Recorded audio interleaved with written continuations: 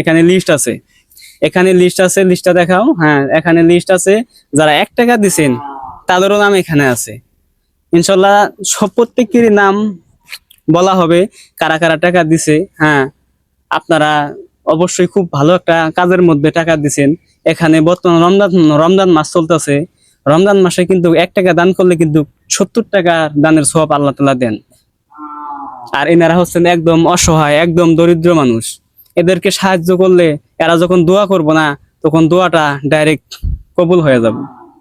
তো আপনাদেরকে একটা কথাই বলি, এবং আজকের এই ভিডিওটা করার একটাই উদ্দেশ্য, আপনারা হয়তো ভাববেন যেহেতু আমি এর আগের ভিডিওটাতে যে স্ক্যানারটা দিছিলাম, সেই স্ক্যানারটা কিন্তু আমার নিজস্ব, আমার নিজের ব্যাংকের অ্যাকাউন্ট।